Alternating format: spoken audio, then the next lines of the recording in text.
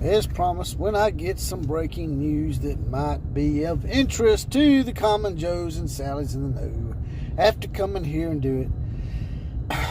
And it sure is ironic that the last time some news broke about Agiye Hall, Agiye Hall, whatever your name is, I was out and about in my car and I couldn't get into the studio and get into my full war gear, as I call it.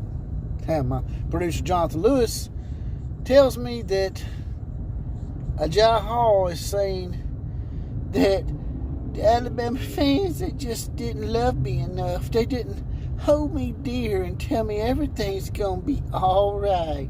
So I had to leave.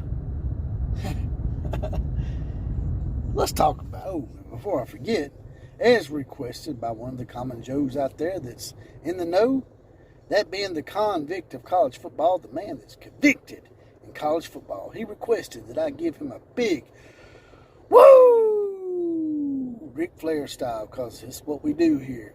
We style and we profile for the common Joes and Sallies in the know. Now let's get to it.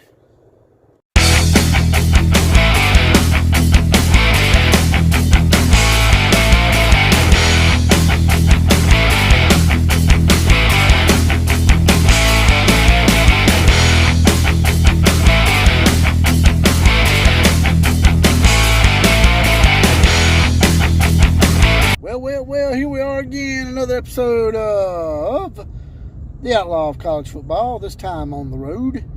That's right, I'm the OCF, also known as JPC, and this is the home of the Common Joe and Common Side in the know, even more so than all those media talking heads. That's right. Now, Agiye, a jackass, whatever. You can't seem to keep your mouth shut. You remind me of Lincoln Riley, man. Just going about your business, brother. Since Alabama's so damn bad, you know, me and you already had a little tiff on Twitter, man. And, you know, that shows your level of professionalism when you let Twitter tweets and whatnot bother you and get you all riled up and get your feathers ruffled, to the point where you have to get on there and go back and forth with fans.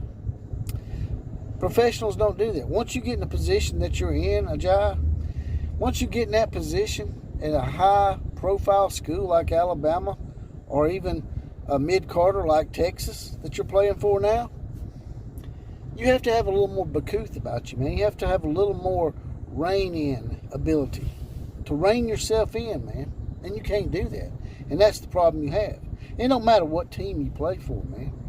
You're saying in your little article that in Texas, the fans love me so much more. They're like family.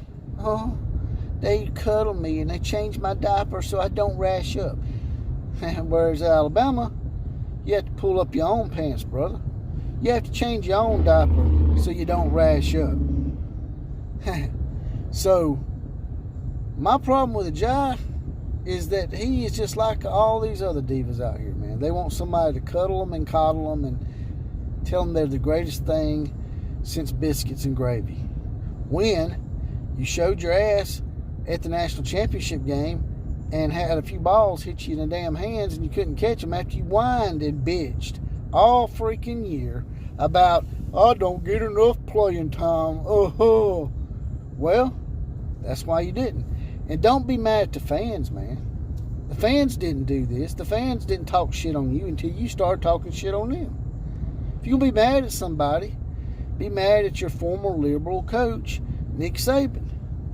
Because he's the one that called you and a few others out. Didn't call y'all out by name, but he didn't have to say you by name because he basically microcosmed it down to people that didn't perform when they finally got on the field. So it was pretty easy to discern from that you and a couple of other folks were the ones that were called out.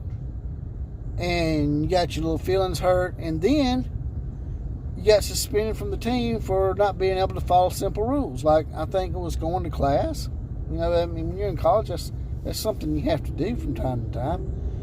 But yeah, be mad at Nick Saban, man. Why ain't you saying shit about Saban? You know why? Because You know just as well as I do that Nick Saban has a little